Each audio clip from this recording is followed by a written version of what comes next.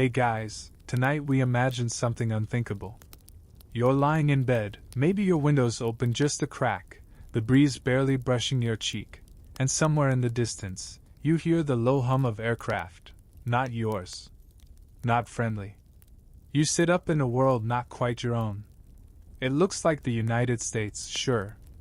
But something is off. There's a strange coldness to the air, not weather, ideology. And it's crawling closer. So, before you get comfortable, take a moment to like the video and subscribe. But only if you genuinely enjoy what I do here. Also, let me know in the comments where you're watching from and what time it is. Now, dim the lights, maybe turn on a fan for that soft background hum, and let's ease into tonight's journey together. You are Adolf Hitler. Well, not literally, you still look like you. But you're stuck inside his imagination tonight, and that's not exactly a restful place to be. It's late 1940s, and the Führer has taken France, is blitzing Britain, and eyeing the Soviet Union with a hunger that defies reason. But even as Russian snows loom ahead, he starts sketching what he calls the final war, not against Stalin, but across the ocean. The United States. That plump, arrogant land of jazz and skyscrapers, chewing gum and Roosevelt. He hates it. He envies it. He wants it. Not just to bomb it. To own it. And while his generals roll their eyes behind his back, because, let's face it, they're bogged down in Russia and don't have a navy that can even make it to Ireland, Hitler keeps dreaming. He calls it Nordamerika nach der Nordnam. North America, reorganized. In his fevered maps, you see redrawn borders. The East Coast, German Protectorate. The Midwest, Resource Zone. California, partitioned with Japan, whom he barely trusts but needs. The funny thing is, he's not the first to dream it. Back in the 1880s, Kaiser Wilhelm had sent quiet agents to survey American railroad routes. During World War I, there were German plans to stir up revolution in Mexico to distract the U.S. That was the real reason behind the Zimmermann telegram. So this fantasy, this idea of toppling the arrogant Anglo-American empire, had roots. Twisted ones. And by the early 40s, things weren't looking entirely impossible. Imagine this. Britain has been bombed into submission. Japan controls half the Pacific. Stalin signs a truce. And Hitler turns west. Now you're floating above the Atlantic like a ghost. Below you, the cold gray waters churn. And slicing through them are dozens, no, hundreds, of German submarines.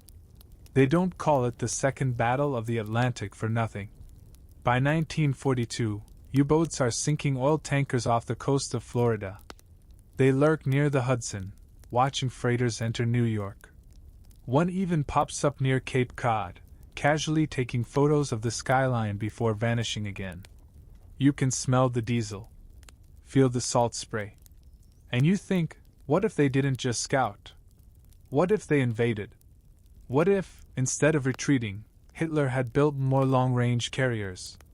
What if he had gotten Spain to let him use the Azores as refueling stations? You're walking through his fantasy now. In this version of events, Operation Sea Lion, the planned invasion of Britain, actually works. London surrenders. Churchill dies either in exile or in one of those murky accidents historians love to argue about. Then comes Operation Felix, with German troops seizing Gibraltar and choking the Atlantic. From there, it's a straight shot. In Hitler's mind, the Wehrmacht lands in Newfoundland first. You trudge ashore in cold mud, alongside grey-clad stormtroopers, and the local Canadians, caught off guard, surrender within hours. But the real prize is south. Within weeks, German divisions are pouring into Boston, New York, even Philadelphia. You ride in a commandeered subway train. The signs are still in English, but announcements crackle in German. A woman hands her child a bag of pretzels, but drops it when a soldier yells, "Halt!" for no reason. And overhead? The Empire State Building still stands, but now draped in red, white, and black. Of course, in reality, this was all nonsense. The German Navy was never large enough. Hitler hated naval planning. And the Americans? They were gearing up. Big time. But in this half-sleep version of history, the impossible tiptoes forward like a cat on your chest at night. You can almost feel its weight. And you start to wonder. What would have happened if the Atlantic wasn't a wall, but a bridge? You're hovering just off the eastern coast now. It's evening, the kind where the clouds hang low over the sea, bruised purple and slate gray. But what should be the soft hush of waves is pierced by something mechanical, slow, patient, deadly. Beneath you, an endless swarm of U-boats prowls the Atlantic like metal sharks. Sleek, rust-streaked hulls slice through the water just beneath the surface. And every single one has its periscope turned west. Toward you. You imagine the East Coast not as a bastion of safety, but as a hunted shoreline. This isn't speculation, it actually started happening. In early 1942, Germany launched Operation Drumbeat, or Paukenschlag, if you prefer the more dramatic German version, which literally means kettle drum. It was Hitler's revenge for Pearl Harbor, even though he didn't plan Pearl Harbor. But once Japan attacked, Hitler didn't hesitate. He declared war on the United States almost immediately.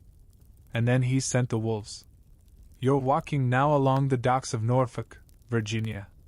It's April. There are no blackout curtains. Streetlights blaze. Beachfront diners still serve clam chowder like the war is a continent away. And out at sea, the U-boats are grinning. They call it the second happy time. Yes, seriously. That's what German submariners nicknamed it.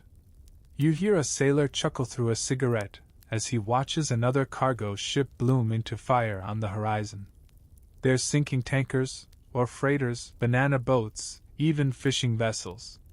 One U-boat commander literally writes in his journal that hunting off the American coast feels like being in a candy store. It's so easy it's unsettling. You drift northward, where a German subsurfaces off the coast of Amagansett, Long Island. It's late June, 1942. For saboteurs creep ashore in rubber dinghies. They bury explosives in the dunes and change into American clothes behind the beach grass. That's not fiction. That's Operation Pastorius. It actually happened. 2 groups of Nazi-trained agents landed in the United States that summer, one in New York, one in Florida. Their goal? Destroy bridges, chemical plants, aluminum factories, rail lines. And you think, what if they hadn't been caught? What if George Dash, the man who betrayed the mission by walking straight into an FBI office, had followed orders instead of his conscience? You imagine freight trains derailing in Pennsylvania, steel mills blowing apart in Ohio, Detroit paralyzed. Not just a symbolic wound, an industrial amputation. In this version of events, you feel panic ripple up the coast. The Navy scrambles to patrol the shoreline, but it's too little, too late. There are too many U-boats, and the sonar isn't reliable. Coastal cities finally start blackout drills. Schoolkids practice crawling under desks again, this time not for bombs, but because a German sniper might be hiding in the water tower. You turn your eyes toward Washington, D.C. The city isn't occupied, yet, but the fear is palpable. There's talk of relocating key operations to Chicago. Roosevelt's voice on the radio sounds tight, not confident.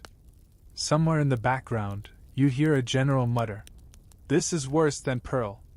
Because here's the thing, the Atlantic was supposed to protect America. Always had. That's what made Americans bold, even a little smug. Wars happened over there. Not here. But now you see that ocean as a sieve. Through it slip mines, saboteurs, spies. You pause at a shoreline in Cape May, New Jersey. You can smell the salt and kerosene. A tanker burns 5 miles out, black smoke folding into the sky like an ink stain. A boy on the beach holds a glass bottle with a message inside. It reads simply, "Your empire ends at dawn." The wind picks up. This is no longer an invasion. It's a psychological operation. A reminder that America's perimeter isn't solid. That even oceans can be breached with patience and pressure. You're not just fighting soldiers anymore. You're fighting dread. It's a dread that makes the East Coast clench its fists. That prompts locals to turn in their German-American neighbors. That leads to whispered phone calls and closed blinds. And beneath the water, the U-boats keep circling. Some historians now argue that if Germany had developed just 10 more long-range Type 9 submarines, they might have fully severed America's oil routes. Others say it never would have worked. American shipbuilding was just too fast. But tonight you don't care who's right. Because in the dark, beneath the waves, you can still hear it. That slow, patient churn of metal underwater. And you know they're still out there. Waiting. You step softly now through moonlit sand dunes in Long Island. It's quiet, eerily quiet. No sirens. No gunfire. Just the wind stirring beach grass and the occasional whisper of the tide pulling back into itself. But something is wrong. The sand feels too firm in one spot. You crouch. Brush it away. Metal. A waterproof case. Inside, explosives, forged IDs, and enough currency to buy off a small town. You've just found the stash of Operation Pastorius, and in this version of history, it's not abandoned. It's opened. Used. Because tonight the saboteurs don't get caught. You rewind time slightly. June 1942. 2 German submarines drop off 8 men on American soil. Trained by the Abwehr, the Nazi military intelligence. They're equipped with timers, blasting caps, acid vials, and pockets full of American slang. In real history, one of them, George Dash, loses his nerve. Walks into the FBI and spills the entire plan. The others are arrested. 6 are executed. But in this version of reality, the sleepy, altered one where oceans are bridges, Dash keeps quiet. And within days, the United States feels the burn. First, an explosion at a chemical plant in Newark, a tower of flame that can be seen from Manhattan. Then a train derailment in Pittsburgh. A coal fire in Chicago's Loop. You can smell the scorched rubber, the singed denim of factory uniforms. The media doesn't know what to say. Accidents, they call them. But you watch as the headlines change tone, just a shade darker each day. Saboteurs suspected in Baltimore blast. Newport Naval Yard hit by fire, German agents. And while the FBI hunts shadows, America's production line shudders. Because this war? This war isn't being fought with tanks and planes, not yet. It's being fought with delays. With fear. You walk into a Ford factory in Michigan. The air smells of grease and molten steel. Conveyor belts crawl slowly. But instead of making cars, they're making bombers now, B-24s. Except today, the line is stopped. You glance down. Someone sabotaged the assembly panel. Bolts deliberately mismatched. It'll take 3 days to repair. You overhear a foreman mutter. 3 days is 2 less planes over Berlin. That math feels personal. Somewhere else, you imagine a meeting between the saboteurs, now hiding in motels and diners across the Northeast. They switch aliases daily. They wear fedoras too low, speak a little too formally. But no one's watching. Not really. Because Americans still think this kind of thing happens only in Europe. One of the agents leaves a briefcase under a cinema seat in Philadelphia. That night, 58 people are injured. 1 man loses a leg. And suddenly, America's home front doesn't feel like home anymore. You wander into a barber shop in Cleveland. A woman is getting her son's hair trimmed. The radio murmurs about another mysterious explosion. The boy's mother leans close and whispers, Don't tell anyone we speak German at home anymore. It wasn't just bombs that got planted. It was suspicion. And that was the true victory of this scenario. You begin to see the cracks. Neighborhood watch groups form. A man is arrested for photographing a bridge. Turns out he's just an architecture student. Doesn't matter. He's interned. German-American clubs dissolve overnight. Lutheran pastors burn old hymnals. One man changes his last name from Schmidt to Smith just to keep his job. You feel the temperature rise, not outside, but under the skin. And it gets worse. Because the saboteurs' success convinces Berlin to double down. More agents. More drops. They land in small boats near Charleston, Galveston, even the foggy coves of Maine. Each one with new orders. Target logistics. Destroy morale. Break the machine. And somehow they do. In this version of events, D-Day is delayed, not because of weather, but because the factories in Pittsburgh can't keep up with tank demand. All because one man in a trench coat with a radio transmitter was just clever enough. You drift now into a New Jersey train yard. A lone figure kneels by the tracks, attaching a strange canister to a fuel car. He hums a lullaby under his breath. He's not a soldier. Not exactly.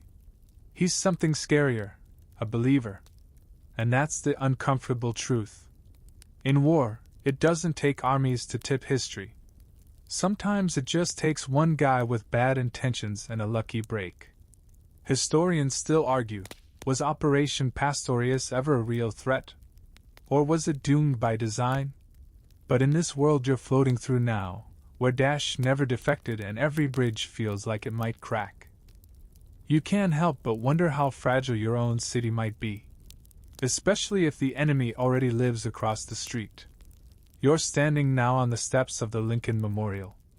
Or, at least, it used to be the Lincoln Memorial. In this version of history, it's been renamed. Something colder. Something bureaucratic. Reich Administrative Plaza, East American Sector. The statue of Lincoln? Gone. In its place, a towering iron sculpture of Germania, sword raised, eyes blank. And draped from every column, banners, long and red, slashed with that cruel black swastika in a white circle. You step backward slowly, your shoes crunching on gravel. You look around and realize, this is Washington, D.C., but it doesn't feel like yours anymore. Because in this thread of history, the worst happens, the Capitol falls. Now, just to be clear, even the boldest Nazi generals didn't think this was likely. But that never stopped Hitler from fantasizing. And tonight, his fantasy becomes your reality. It starts with a quiet evacuation. Roosevelt, sick and weary, is flown out by night to a makeshift capital somewhere in the Midwest. Maybe Chicago, maybe Denver. It depends which version you believe. The Pentagon is abandoned. The Washington Monument stands pockmarked by shells. You can still see dried smoke trails curling up from behind the White House gates. Because in this world, the Germans make it ashore and push inland. They don't have the numbers to take all of America. But they don't need to. They only need to symbolically decapitate the Republic. And DC is the head. You float now down Pennsylvania Avenue. It's eerily clean. No trash. No movement. At the corner of 17th and Constitution, you see it, an armored vehicle parked like a watchdog, gray paint glinting under the hazy sunlight. A guard smokes a cigarette beside it, wearing a uniform that's been awkwardly adapted for the heat, jackboots with khaki shorts. Because the Nazis were not built for American summer. You smile, briefly, at the image of goose-stepping troops suffering through 98-degree humidity with 90% dew point. But then your eye catches something else. The flagpole over the Capitol building now flies two flags. One is the Nazi banner. The other is something new, a kind of collaborationist American ensign, red stripes still present, but 13 stars arranged in a jagged, gear-like ring. You don't recognize it. You weren't supposed to. You're watching the symbolic rewriting of a country. And you know how it works. First the flag. Then the textbooks. In this DC, you enter the Library of Congress. Most of the shelves are still intact. But the books are tagged. Some are wrapped in white paper, others removed entirely. The Constitution? Gone. In its place on display, a bound volume titled, Order, Unity, Discipline, Principles for a New America. It reads like a high school civics textbook, but hollow. A voice over a loudspeaker in Union Station reads train schedules, in English, but with a German accent. You're inside a world caught between languages. And in it, propaganda is the new oxygen. A child's mural in a school hallway shows happy American kids giving salutes to a blonde figure in a uniform. Underneath it, work, obey, prosper. You feel the shiver creep up your back. The streets are orderly. Too orderly. It reminds you of stories from occupied Paris. Cafes still open. People still shop. But they smile a little too tightly. Laugh a little too loudly. Because they know the Gestapo now operates out of the old FBI building. In this world, you imagine collaborators, politicians who cut deals to preserve their little kingdoms, governors who agree to coordinate food distribution in exchange for keeping their seats. You see posters everywhere. Stability requires strength. English spoken, German respected. Be proud to conform. A street vendor sells roasted peanuts with a swastika stamped on the bag. You ask him if it bothers him. He shrugs. Just trying to feed my kids. That shrug says more than words. Because once the capital falls, the entire eastern seaboard shifts. Philadelphia becomes the new administrative HQ, Atlanta, a logistics hub. And American law bends. You remember the Espionage Act from World War I? It gets expanded. The First Amendment isn't abolished, it's simply suspended during the current state of national emergency. You walk through the National Mall, and for a second, it looks the same. But the museums are all closed. The reflecting pool is drained. And standing at its center is something truly surreal. A newly erected marble tower with no windows. No doors. Just a bronze plaque that reads, In silence we serve. No one explains what it means. But you suspect it's not a monument. It's a warning. And as you move westward, away from this occupied city, you know what's coming next. Because no empire lasts forever. But while it stands, it demands loyalty, compliance, and a quiet kind of forgetting. And it starts here, in a capital city that looks like yours, but no longer feels like home. You're standing now in the vast steel belly of a factory once owned by Henry Ford. The assembly line stretches so far in both directions it feels like it touches the horizon. But something's changed. There are no Mustangs, no F-Series trucks, no humming workers in ball caps arguing about baseball. This is not the Ford Motor Company you remember. This is Deutsche Amerikanische Fahrzeugwerk, Detroit branch, and you are in its new main floor. The air smells like oil, metal filings, and something sharper, maybe fear.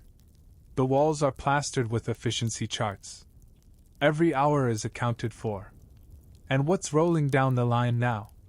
Not cars. Not even jeeps. You walk past rows of glossy, olive-drab Panzerkampfwagen 3 tanks, assembled by American hands. Not willingly. You pause near a young woman in grease-streaked coveralls. Her badge reads, English speaker, clearance class 2. She tightens a bolt without looking at you. She knows eye contact gets noticed. In this world, American industry has been commandeered. The Nazi occupation force doesn't destroy the factories. They absorb them. And why not? America has everything they need: steel, oil, rubber, railways, blue-collar discipline. They just need to twist it. And you watch as it twists. Remember Henry Ford's well-documented anti-Semitism? In this alternate timeline, the occupiers used that legacy. They renamed the facility after him, claiming ideological kinship. Even hang his portrait beside a larger one of Hitler, both men staring down like disappointed grandfathers. You shudder. Across the river, in what used to be a Chrysler plant, fighter planes are now being built. Not for the U.S. Air Force, but for the Luftwaffe America Division. You hear whispers that General Motors was forced to rebrand Reichsmotorenwerk America. It still makes engines, still pays its workers. But every paycheck comes stamped with the Reichseagle seal. And the workers? They show up. On time. Heads down. Because the alternative is a closed door in the night. You drift into the break room. No coffee. No joking. Just a single speaker on the wall, humming faintly with music, waltzes, marches, sometimes long stretches of silence broken only by the chime of an hourly announcement. Work is loyalty. Loyalty is peace. You notice that every machine has a small sticker affixed near the controls. Inspected for sabotage. Tampering equals treason. And you start to wonder, how many tiny acts of rebellion go unnoticed? A misaligned gear here. An over-tightened screw there. Because no matter how tightly the Reich controls the supply chain, it cannot control every heartbeat on this floor. You remember reading once that American wartime production in real history outpaced the Axis powers combined. That Rosie the Riveter wasn't just a poster, she was the actual reason the Allies won. But here, Rosie is gone. In her place, a line of uniformed women, silent, all with matching armbands, not flags, but barcodes. You walk outside. Detroit is gray. The skyline looks the same but feels hollow. The giant neon signs that once advertised Coca-Cola, Lucky Strike, Goodyear, they're still there, but flickering, faded. New signs have gone up. Efficiency is the soul of the worker. Buy Reich bonds, build the future. Loose lips build resistance. Don't be a hero. You catch a glimpse of a once iconic diner boarded up. The sign painted over. Curfew begins at 8. You turn down what used to be a bustling shopping street, now lined with barbed wire and guarded checkpoints. They call them civil efficiency zones. It's a fancy name for monitored neighborhoods. And the irony? Americans keep going to work. Because the machine demands it. Because the mortgage still needs paying. Because kids still need school shoes. Because even under fascism, there's always laundry. And the deeper truth is, most people don't resist at first. Not openly. They're too stunned. Too tired. And so, you watch a city like Detroit, once the symbol of roaring American industrial power, slowly become a tool in someone else's hands. Historians in your world debate, could this really happen? Would Americans ever collaborate? But you recall Vichy France. You recall Quisling Norway. And you know the answer is yes. Because ideology bends. But fear works fast. You leave the factory zone behind, and a train rumbles past. You glance at the cargo manifest stenciled on the side. Wheat, Minnesota/iron, Duluth/prisoners, undisclosed. You try to follow that last car. But it's already gone. You wake to the sharp crackle of a loudspeaker. It's morning in occupied Philadelphia, and the streets are already humming, not with chatter, not with music, but with orders. A voice, brisk and male, barks through tinny speakers mounted on every corner lamppost. Civilians of Sector 12, report for ration inspection.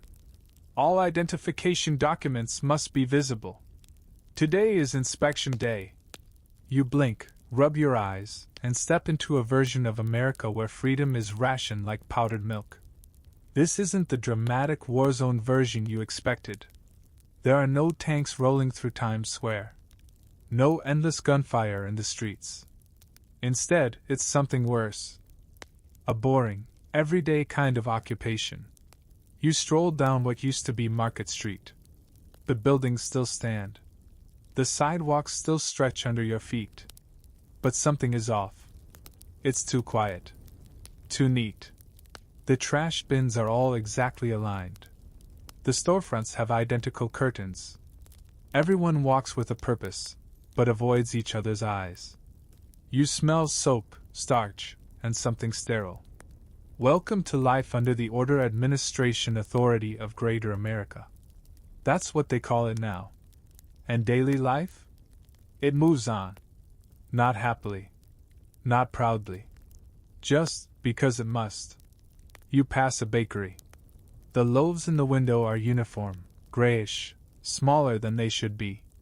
The sign reads, 2 units per family. Vouchers required. And just like that, you realize money has been replaced. There's still cash, technically, but it means nothing. Everything runs on ration credits, printed weekly, controlled entirely by the Regional Office of Occupation. If your behavior is compliant, you get more. If you're late to work, speak out of turn, or, God forbid, say something political, you lose a week's worth of coffee, meat, or soap. That's how they control you. Through your dinner plate. You follow a woman pushing a stroller down the block. She pauses as 2 men in gray uniforms approach. Not soldiers, these are local. Compliance agents. Americans. You watch them inspect her ID, glance at the baby, nod. Then they walk on. She doesn't move until they're out of sight. Because everyone knows, it's not just the Gestapo anymore. The real power is in the neighbors who inform, the coworkers who report you for sighing at the wrong moment. You duck into a barbershop. It smells like powder and fear. On the wall, there's a framed photo of George Washington. But it's been defaced, his face replaced with a man in a modern uniform. You sit in the chair. The barber doesn't speak. He trims quickly, eyes flicking constantly toward the window. You notice a small radio on the counter, covered in dust. It's off. Because outside of officially approved broadcasts, radio is illegal. You're only allowed to listen to one station, Voice of Unity. Every day, it offers upbeat headlines. Production up 13% in Pittsburgh. American youth praised for discipline and order. Collaborator families now eligible for extended food credits. You try to laugh. You can't. You walk out and head toward the school. It's a red brick building, still proudly American in shape, but now with barbed wire along the fence. Children march out to recess in straight lines, their uniforms drab gray, their voices hushed. You peek inside a classroom. The teacher is young, American, and visibly nervous. On the blackboard, written in chalk, "The Führer is peace. The Führer is progress." Below it, a math problem involving bushels of grain and tank wheels. History class? Not taught. Instead, students learn. Civic harmony studies. The Pledge of Allegiance has been rewritten. They no longer pledge to a republic. They pledge to order, discipline, and the promise of stability. You want to scream, but you can't. Because no one else is. At a checkpoint on Broad Street, you see a line of men being processed for work assignments. Some are auto mechanics. One is a violinist. Doesn't matter. Each gets a stamp. Each boards a truck. You overhear someone mutter. They say Chicago's worse. That you don't come back. And suddenly you realize, this isn't just surveillance and shortages. It's slow erasure. Not of bodies, necessarily, though that happens too, but of memory, of spirit, of the idea that things could be different. You enter a small home at dusk. A father is carving soap into little stars to give his daughter as a toy. There are no real toys anymore, not unless you have clearance. They whisper stories by candlelight, of jazz, of baseball, of elections. The girl asks, "What was it like?" The father says, It was noisy. People shouted about things. They didn't agree. But they were free to be wrong. You can tell he's forgotten half of it. Because that's what happens under long occupation. You forget the noise, the messiness. You trade it for safety, for a quiet walk, for half a loaf of bread. And you wonder how many people in this world have come to accept it all as normal. How many have learned to miss their freedom quietly. Or worse, not at all. You climb now. Your boots crunch on loose gravel as you make your way up a narrow, pine-lined trail in the Rocky Mountains. Thin air, thinner hopes. The sun is just beginning to rise, casting long orange shadows across the peaks. You pause, heart pounding, breath visible. Because you're not alone up here. You've found the resistance. Not the comic book kind. Not glamorous French saboteurs in berets. No stylish uniforms or romantic violin soundtracks. Just a scattered, ragtag group of exhausted Americans, hiding in the hills and forests, fueled more by stubbornness than strategy. You duck under a camouflage tarp strung between trees. Inside, a woman boiling roots for tea, a man cleaning a hunting rifle that's older than he is, and a radio cobbled together from parts that probably came from a toaster. There's a quiet reverence here. A kind of survivalist monasticism. They don't talk much. Because silence is safer.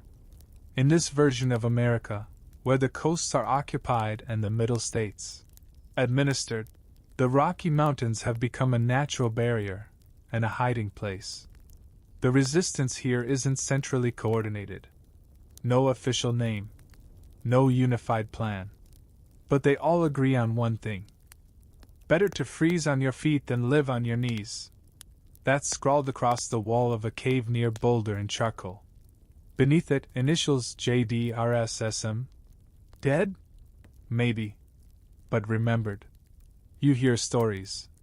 Of food convoys mysteriously derailed in Colorado.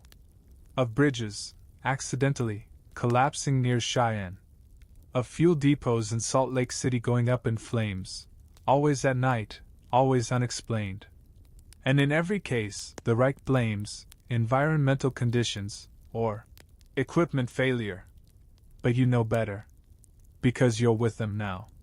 You sit beside a girl no older than 17. She used to work in a Denver library. Now she rewires detonators using scraps from busted radios. She tells you her mother was taken away for hiding pamphlets. Her brother volunteered for the American Unity Corps and never came home. She doesn't cry. She doesn't blink. She just says, "We're all going to die someday. Might as well do it loudly." You hike to another camp near Yellowstone. There, a former cattle rancher teaches new recruits how to move silently in the woods, how to find edible plants, how to set traps. Not for animals. For patrols. Every few nights, you hear distant gunfire. Faint. Echoing. Sometimes, no one returns. And sometimes, they do. And they bring back boots. Radios. Maps. There's a crude wall of photos inside a hidden barn near Casper. Each face is labeled with initials and the phrase, "Still fighting." Some are probably dead. But the wall stays up anyway. Because memory is defiance. And there are whispers now, rumors spreading like wildfire through the valleys. That a bigger movement is forming. That somewhere in the northwest, in an abandoned logging town, rebel engineers are building something new.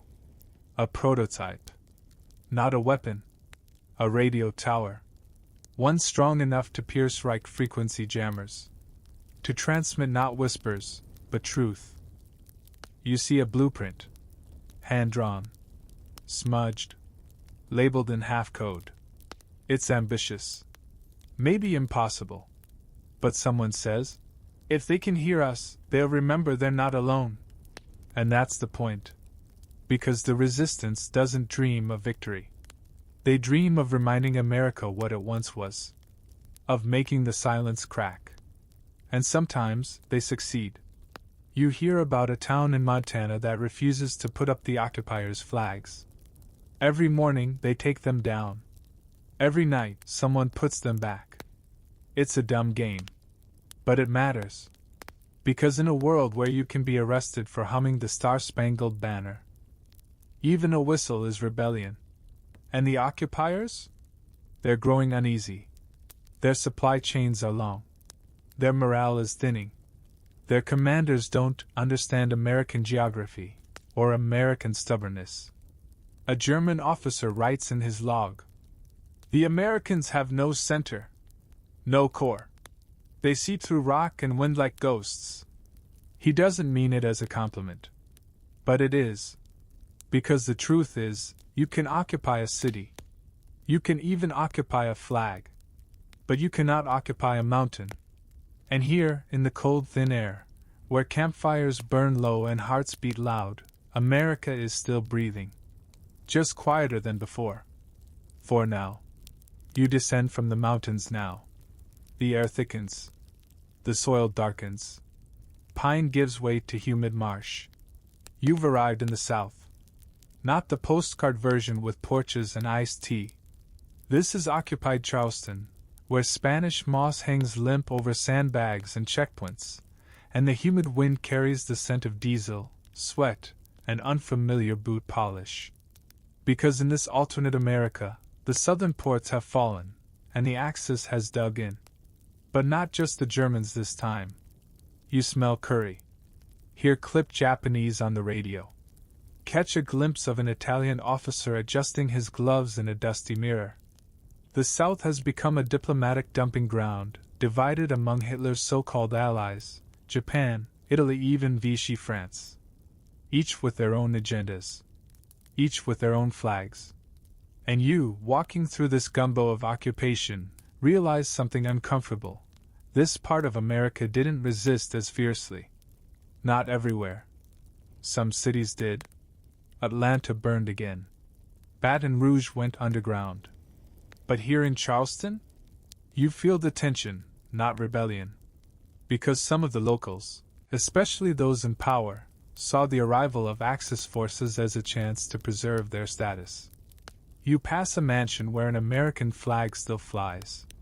But it's framed on either side by two others, the Imperial Japanese Rising Sun and the Italian tricolor bearing the Royal Savoy coat of arms.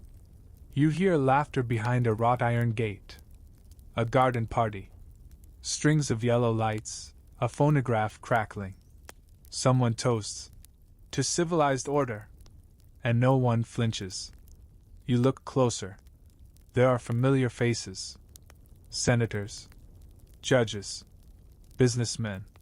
People who, in this version of history, decided that collaboration was easier than chaos. But don't be fooled. This isn't peace. It's occupation with manners. You walk down to the port. The water smells of oil. Cranes swing lazily. Cargo is being loaded, not by Americans, but by imported prisoners. You spot crates labeled in 3 languages. Coal for Berlin. Rubber for Tokyo. Machinery for Naples. Everything flows out. Nothing comes back. Charleston, once a city of trade, is now a glorified Axis gas station. And who guards it? Not just soldiers. But corporate enforcers, private, security, outfits run by Americans, paid in right credits, outfitted with surplus weapons and fancy uniforms.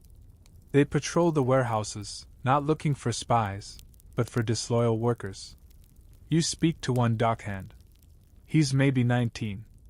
Face sunburned, eyes sunken. He says nothing while others are around. But later, as he walks past you, he slips a note into your hand. It reads, "We jam their radios once a week. That's all we can do." You think about that. All they can do is scramble the music. And yet they keep doing it. Because even noise is resistance. Later you pass through Savannah. Once beautiful. Still is on the surface. But the charm is brittle. You see signs posted everywhere. Curfew begins at sunset. Unauthorized gatherings will be treated as rebellion. Report suspicious activity, protect the peace. And beneath each, rewards and extra ration units. Because here in the South, loyalty is bought with sugar and salt. You sit in a church pew, hoping for quiet. Instead, a loudspeaker crackles overhead. A sermon plays. Not live, a recording. The voice speaks of obedience, of duty, of the natural order of civilization. You glance around. Most of the congregation isn't listening. Some are asleep. One man slowly carves something into the underside of the bench with a key. Later, when he leaves, you peek under the wood. It says, "This too shall pass." A phrase older than any empire. You move on to Florida. Miami, once pulsing with color and noise, is gray now. The beaches are closed. The hotels house Axis officers and local collaborators. A Cuban fishing boat tries to approach with smuggled supplies. It's chased off. You imagine a boy watching from the shore, wondering why people he's never met can't drop off food. It's not just a blockade. It's isolation by bureaucracy. No freedom of movement. No outside broadcasts. No idea what the rest of the world is doing. It's like the whole coast has been turned inward, suffocating on its own silence. But you notice something, too. The cracks. A graffiti scrawl on a seawall. "Yankee Doodle lives." A lone trumpet playing. When the Saints go marching in. From a hidden balcony. A woman handing out homemade soap, each bar stamped with the faint outline of a star. These aren't grand acts. But in a world like this, they don't need to be. Because the occupiers, no matter how organized, no matter how brutal, still don't understand one thing. Americans are really, really bad at being told what to do. Even when they comply, some part of them is holding out. Waiting. Whispering. Refusing. You stand on a hill overlooking Los Angeles, and at first glance, the city seems almost unchanged. The Hollywood sign still stretches across the scrubby hillside, though it now reads Hochberg, a German word roughly meaning stronghold. The sun still sets over the Pacific in that cinematic orange haze. But this isn't the Los Angeles you know. Because here, in this alternate world, the Pacific coast is under siege.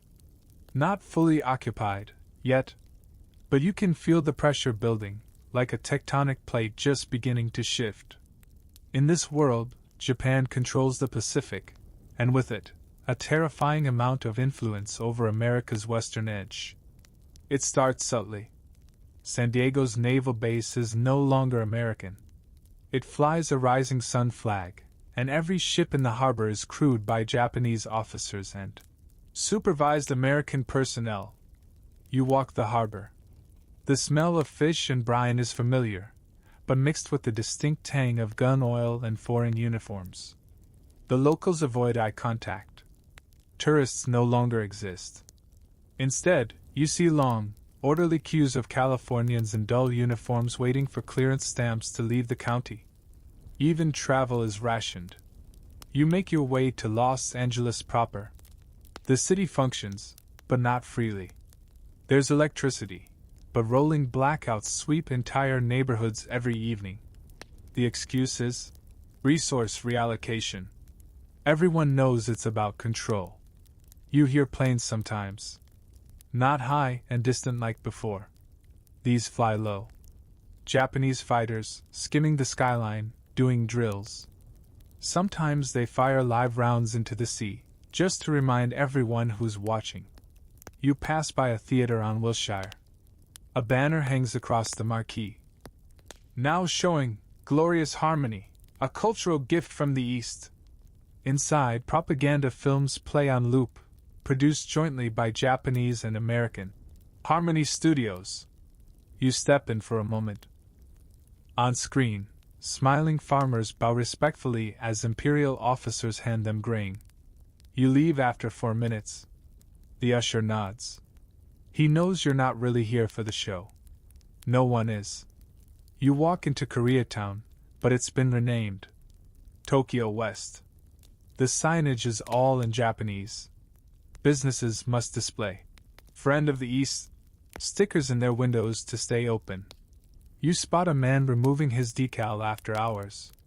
You want to warn him, but he already knows. The next morning, that shop is gone. Boarded up.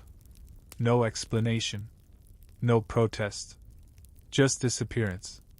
Further north, San Francisco is split. Half the city remains under theoretical American administration. But the ports? Controlled by Japanese customs agents. Everyone entering or exiting is searched, questioned, recorded. You sit in a cafe near Fisherman's Wharf. It's half empty. A tired woman serves you tea with trembling hands. She whispers, "The real resistance isn't in the mountains.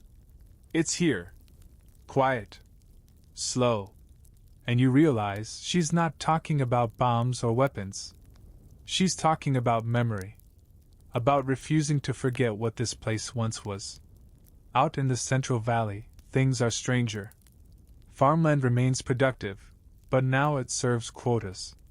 Japanese transport trains arrive weekly, hauling produce straight to the docks. American farmers are allowed to stay on their land, but only if they follow imperial agricultural guidelines. Crop choices, irrigation schedules, even the color of barns. Red is forbidden. Too symbolic. You find a small town near Modesto where a local preacher was arrested for giving a sermon that ended with the words, "And the truth shall make you free." That line alone cost him 6 years in administrative detainment. No trial. His congregation still gathers every Sunday. Now they sing hymns in whispers. Always the same one. America the Beautiful. You journey toward Oregon. Here, the fog is thicker. So is the fear. Entire towns have been depopulated. No one knows where the residents went. The official report says, resettlement.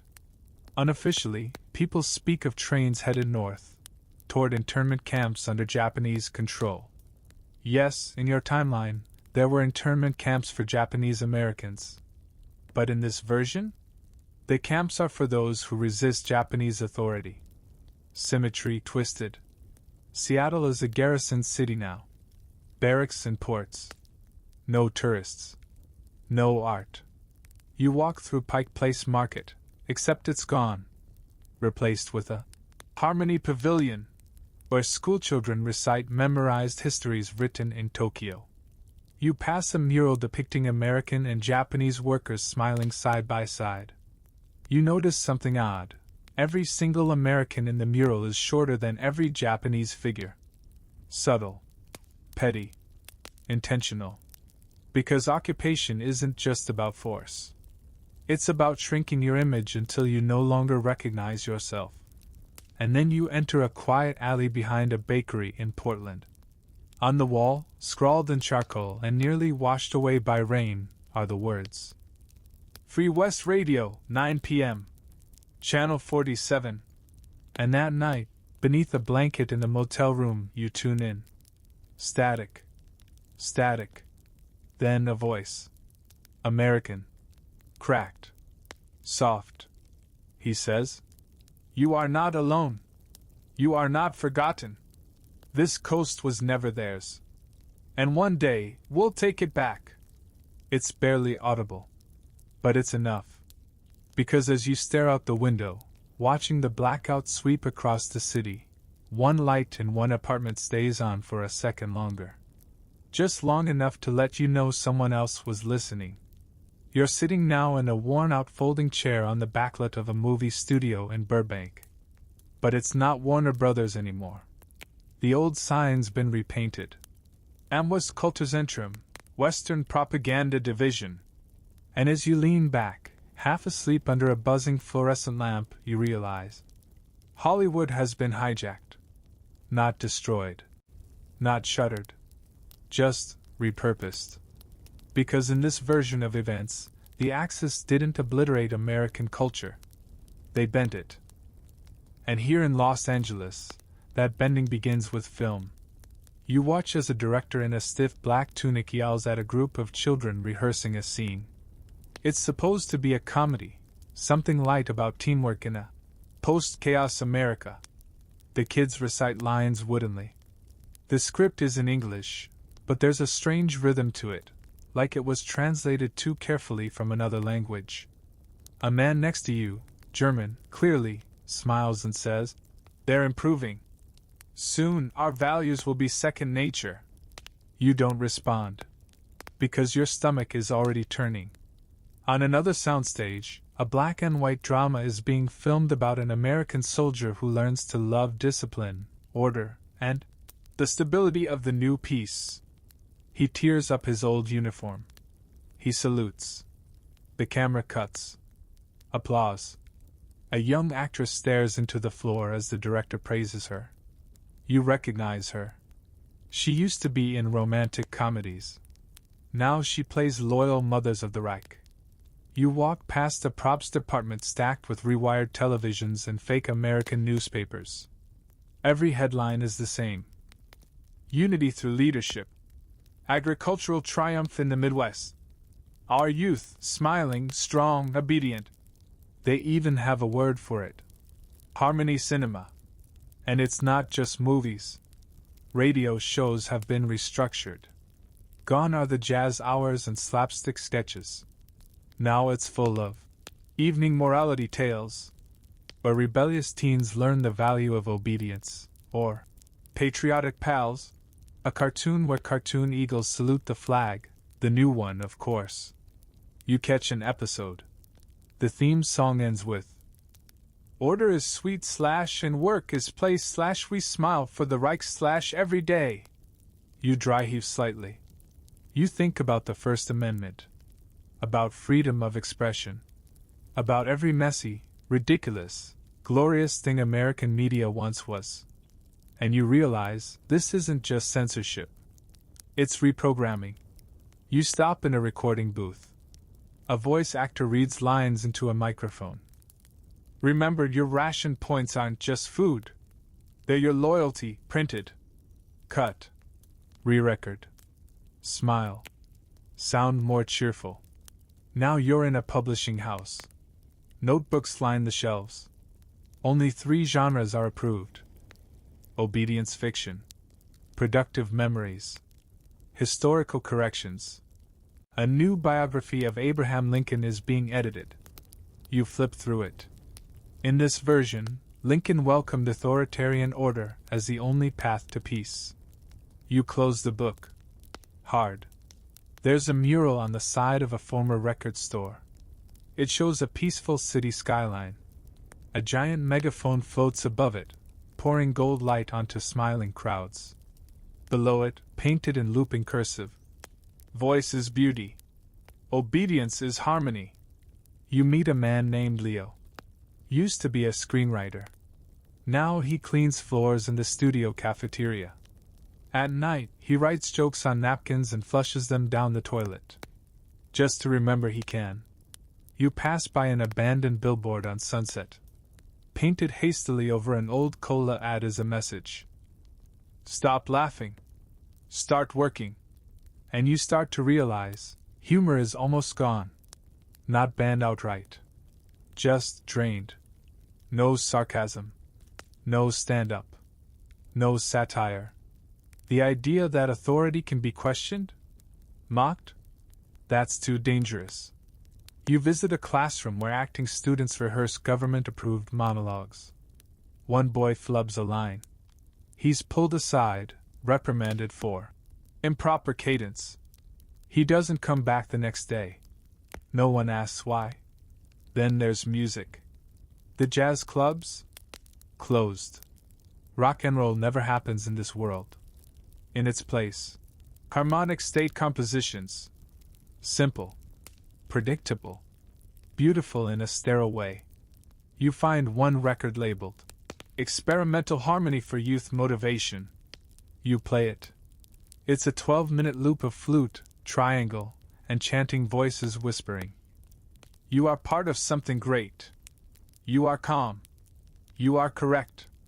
You think of Billie Holiday, Ray Charles, Elvis, Public Enemy, Nirvana. All of them gone before they ever began. All that sound, that sweat, that protest, erased before it was born. In its place, silence disguised as order. But somewhere deeper in the city, you hear something else. A low beat. A rhythm tapping from inside a storm drain. You lean down. Someone's drumming on the inside of the grate. They stop, then knock 3 times. And you realize, art never dies. It goes underground.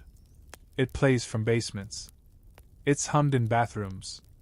It's scratched into walls and whispered into fans so no one hears it clearly. It waits. And in the moment you hear that beat, just a few seconds of unscripted noise, you finally understand why the occupiers are still afraid. Because people can live without food, without fuel, but not without stories. You're sitting at a school desk now. The wood is scratched, the chair too small for you, the air heavy with chalk dust and stale compliance. Welcome to the new American classroom. The bell rings, not a cheery chime, but a harsh buzz like a factory horn. You're surrounded by children in gray uniforms, each with a barcode stitched above the heart. They stand in unison, right hands flat across their chests. And instead of pledging allegiance to the flag you grew up with, they recite, "I give thanks to order. I offer my mind, my hand, my silence." It's the same words every morning, across every school now controlled by the Reich's American Bureau of Youth Development. You glance at the blackboard. No cursive. No drawings. Just a grid of learning modules. Sector geography. Order math. Obedience history. Productive citizenship. You're in 5th period, and the teacher, a young man with sharp parting and dull eyes, is guiding a guided discussion on American history. You raise your hand. He freezes. No one raises their hand anymore. He gestures cautiously. You ask, "Didn't America used to have presidents?" The room goes still. Then he replies slowly, "Leadership today is shared among greater minds. Individual power was chaos." You'll learn more in Civics Module 8. You know you won't. Because in this version of America, education isn't about learning, it's about forgetting. You leaf through a textbook. It's titled Foundations of Unity. Chapter 1. The Failures of Early Democracy. Chapter 2. How Disorder Invites Collapse. Chapter 3. The Peace of 1947. You realize something. There's no mention of the Constitution. None. Not even as a relic or curiosity. You find a small footnote at the bottom of one page. It reads, "The former foundational document known as the Constitution is no longer relevant and has been replaced by the Principles of Stability." You feel a twist in your stomach. Next period is physical education. But it's not dodgeball or long-distance runs anymore.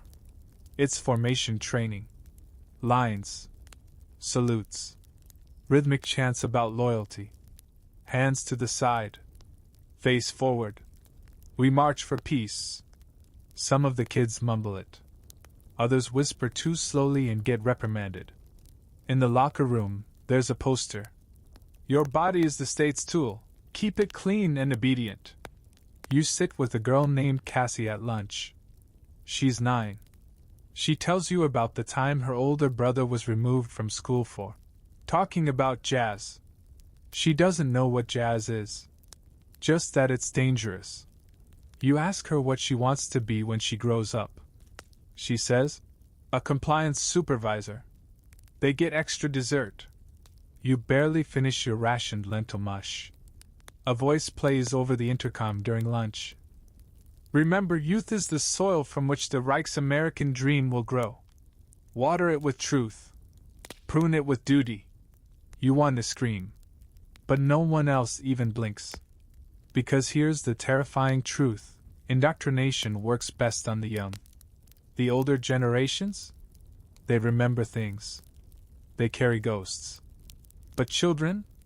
Children will believe anything if you tell them enough times. Especially if you punish them for asking questions. In one classroom, a child's desk is empty. There's a red X painted on it. No one says their name.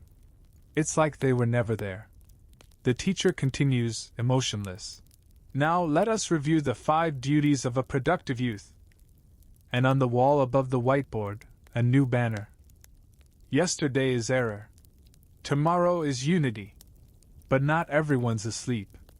You overhear whispers in the hallway. 3 students passing notes. Not drawings, facts. One note says, "My grandma said JFK wasn't a traitor." Another, "There was a moon landing. They erased it." You realize these are kids who remember their family's whispers. The resistance isn't just in the woods anymore. It's passing under desks. Written in margins. Tucked behind fake book covers. You're invited to a study group after school. But it's not about math. It's in an abandoned boiler room beneath the gym. There, 4 kids sit cross-legged, listening to a battered cassette player. A crackling voice says, "This is America, real America. We had choices. We had noise. We had flaws, yes, but they were ours. Don't forget." The oldest of them, maybe 14, nods solemnly. They don't talk much. They don't need to. Because what they're doing is forbidden. And sacred. A spark. Maybe not enough to burn down a regime. But enough to remind someone, someday, how to start the fire again. You walk now along a dusty stretch of railroad in Oklahoma, where the plains stretch out flat and endless and the sky feels too wide for safety. The wind carries a strange sound, low, rhythmic drumming. You follow it.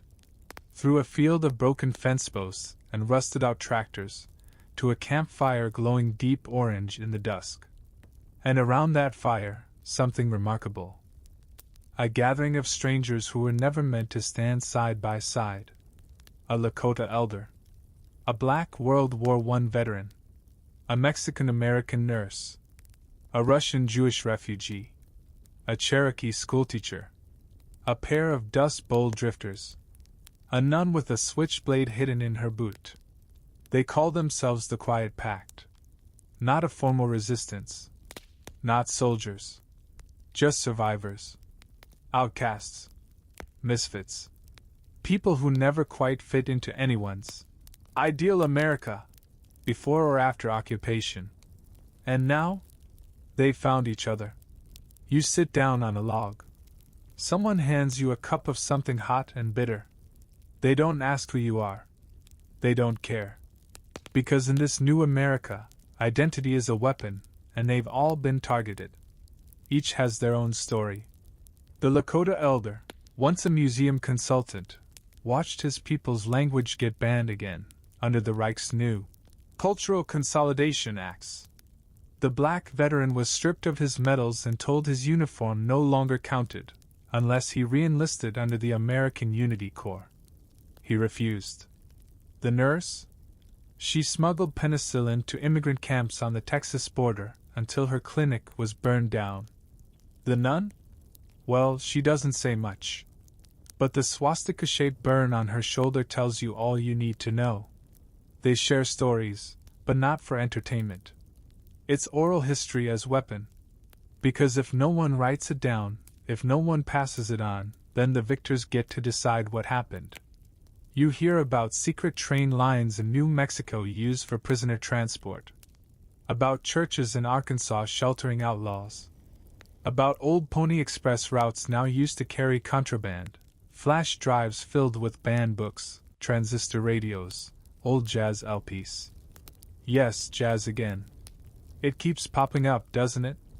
You realize, jazz is more than music in this world, it's memory. You're handed a tattered map. Not a tactical one. Not about terrain. It's labeled in symbols. Eyes equals safe watchpoints. Flames equals disappeared towns. Stars equals known resistance nodes. The nun adds a mark to the margin. A crescent moon. You ask what it means. She says, places where dreams are still allowed. There are only 3 of those on the whole map. And yet everyone guards those places like they're holy relics. Someone starts playing a broken guitar, just 2 strings working. They hum a tune you almost recognize. Something like, "This land is your land," but slower, more tired, more dangerous. Because the quiet pact isn't fighting with guns or grenades. They're fighting with remembrance. With mutual protection in a world that keeps trying to divide them. A child appears. Barefoot. Filthy. Carrying a book. It's Charlotte's Web. Banned, of course. Too sentimental. Too subversive. He offers it around. Everyone reads a paragraph. They pass it like communion. Later, under the stars, the Cherokee schoolteacher whispers to you. You know, the Reich thought we'd all be easy to sort. They had spreadsheets, boxes, tests. But they forgot one thing. You ask what? She smiles. We talk. We remember. We wait. And that's what this is. A nation in waiting. Not parading. Not rallying. Just refusing to vanish. You hear how in Mississippi enslaved spirituals are being taught again, not as heritage, but as code. How old tribal trails are being reopened, not for tourism, but for escape routes. How Creole folk songs in Louisiana are being rewritten with coordinates hidden in the rhythm. This is the undercurrent. The part of America you never read about in textbooks. And it's still alive, even here, under boots and banners and surveillance towers. Someone tosses another log on the fire. Sparks rise. And in the flickering light, you don't see victims. You see embers. Scattered. Glowing. Waiting for the right gust of wind. You find yourself now outside a high iron fence, its spikes tipped with rust and old blood. A steady wind presses against your back, whispering as if urging you forward. Beyond the fence, tall white columns rise like bones, majestic, familiar, and wrong. This is the White House. Or rather, what's left of it. The lawn is immaculate, unnaturally green. There are no squirrels. No tourists. Just armed guards in gray uniforms, their rifles polished like museum pieces, their expressions carved from concrete. You walk past a sign affixed to the fence. It reads, Executive Command Complex, East American Protectorate. Beneath it, smaller letters. All visitors must present loyalty cards and accept surveillance. The building still looks like the one from your childhood textbooks. But the American flag is gone. Now 2 banners flutter on either side of the portico. One bears the Black Eagle of the Reich. The other, a strange hybrid, a blue field with 5 gear-like stars surrounding a single open eye. The Unity emblem. The symbol of the puppet regime. You step through the security checkpoint. You don't remember agreeing to be here. But in dreams you go where history leads you. Inside, the entrance hall is quiet. The portraits are gone. Where Roosevelt once stared boldly across the foyer, now there's a massive mural, a smiling family seated at a dinner table, beneath the words. Obedience feeds all. You're led by a silent attendant into the Oval Office. Except it's not oval anymore. The room has been redesigned, walls flattened, ceiling lowered, the desk replaced with a broad steel table. Spotlights hum overhead. Sitting behind the desk is a man in an American suit, with a right pin on his collar.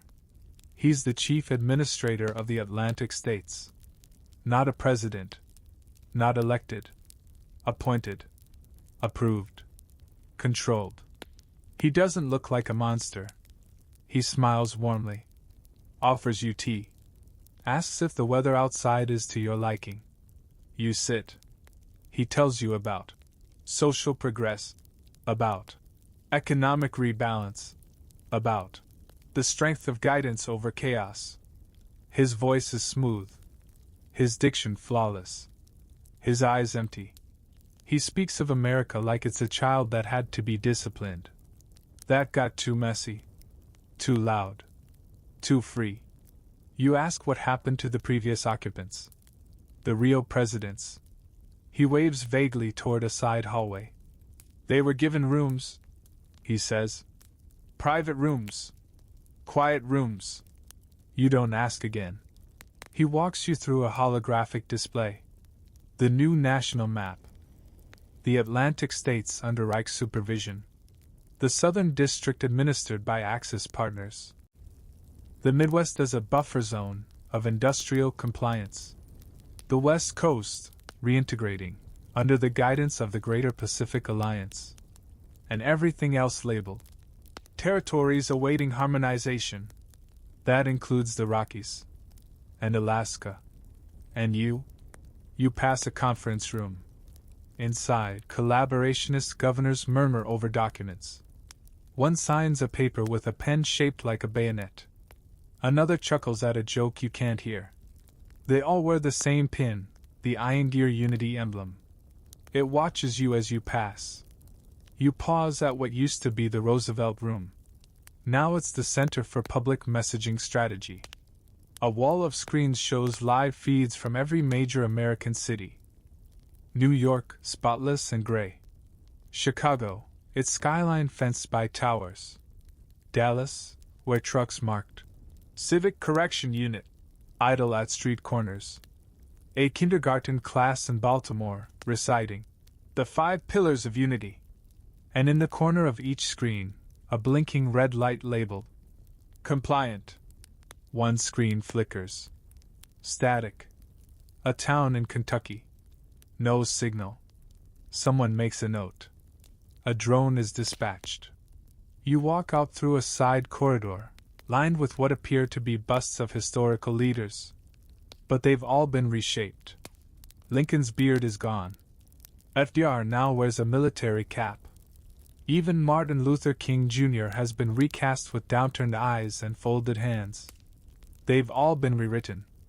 And at the end of the corridor, under glass, a dusty pedestal. You lean closer.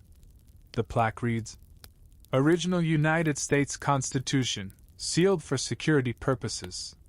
Do not touch. Inside the case? Empty. You ask the guard what happened to it. He shrugs. They say it was too fragile. Didn't survive the transition. You think he's lying. You hope he's lying. But the truth is, you're not sure anymore. Because in this White House, reality isn't based on evidence. It's based on control. On repetition. On curated memory. You exit the building into blinding sunlight.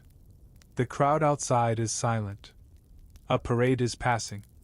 Not of troops, but of workers, marching in tidy rows, holding banners. Efficiency is liberty. Thank you for stability. Better together, forever. You spot a child waving. You wave back. She's pulled away by her mother, who glances at your jacket. No unity pin. You feel the weight of every eye in the square turned toward you. And you realize, this isn't a government anymore. It's a performance. And the actors? They're afraid to forget their lines. You're underground now. Deep beneath what was once a university physics lab in northern Illinois. The concrete walls drip with condensation. The air is thick with ozone and secrecy. Somewhere nearby, machinery hums, not loudly, not violently, but with a steady, menacing purpose, like a great mind thinking quietly in the dark. You've reached the place where the race reversed. Because in this timeline, the Nazis didn't just dream of invading America. They dreamed of beating it to the bomb. And this time, they might have succeeded. You walk past dusty chalkboards covered in equations. Diagrams of isotopes. Half-erased symbols that seem to buzz behind your eyes. A woman in a lab coat, not white, but gray with a red stripe, nods at you. She's American, but not free. She's part of the Scientific Cooperation Directive, a polite phrase meaning forced collaboration. You ask about the Manhattan Project. She scoffs. Disbanded. Before it even began. Too many arrests. Too many defections. Too much fear. You're taken deeper. To a vault. Inside, a sphere the size of a volleyball, polished, deadly. Not little boy. Not fat man. Something else. Sleeker. Built not with trial and error, but with stolen science, funneled through Berlin, scrubbed through propaganda, accelerated by desperation. You see names on file folders that should have been lost in the war: Heisenberg, Diebner, Hartek. In your reality, these men struggled, fumbled, argued about heavy water and critical mass. But here? They were given resources. American ones. After the East Coast fell, hundreds of physicists were rounded up. Most said no. Some vanished. But a few said yes. Maybe they believed it would end the war. Maybe they were afraid. Maybe they just loved equations more than morality. It doesn't matter. Because now, here in this cold bunker, under a school that once taught freedom of thought, a small group of engineers has produced something monstrous. And it's already been tested. You see grainy footage, a blast in the Nevada desert. No witnesses. No headlines. Just a new crater, and the classified designation. Project Morgenstern. Morning Star. You ask who authorized it. The technician shrugs. There is no authorization anymore. Only hierarchy. You pass a glass window overlooking another room. Inside, a group of teenagers, wearing identical jumpsuits, solve complex physics problems on glowing screens. Their faces are blank. Too focused. Too obedient. You learn they're part of the Reich's youth technocratic vanguard, an elite class trained not in philosophy or ethics, but in pure logic. Emotionless science, one instructor calls it. Finally, he says, we've stripped away the noise. You remember Einstein's warning, imagination is more important than knowledge. And suddenly you understand. This isn't just a world where Hitler invaded the US. This is a world where wonder was outlawed, where curiosity was repurposed, where discovery became obedience with a lab coat. You move through rows of machines humming with uranium enrichment data. A small sign reads, "Dreams are for the weak. Equations are eternal." You shiver. Because here, they didn't just win the war.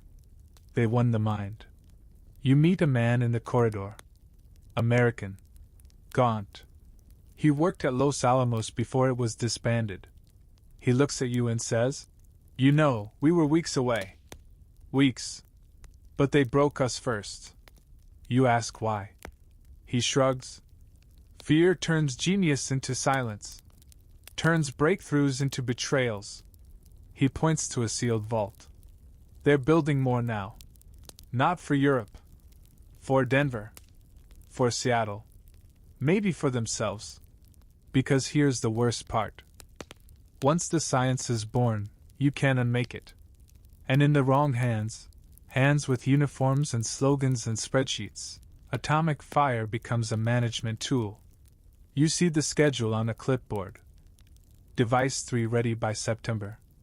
Device 4, deployment test over Appalachian Corridor. Device 5, reserved for termination contingency, Pacific States. You can barely breathe. Because you know what that means. Internal bombing. To hold America together through threat of annihilation. And you think of Oppenheimer's famous quote, "Now I am become death, the destroyer of worlds." But in this world, he was never allowed to speak it. His voice was cut off. His words censored. His hands forced to hold blueprints, not poetry. As you leave the bunker, the wind hits your face like a slap. You look up. The stars are out. Still there. Still untouched. For now. You walk alone now, through the remnants of a place once called the United States. But what's left isn't a nation. It's a patchwork quilt of silence. The borders are blurred, the people broken into zones, zones into sectors, sectors into units.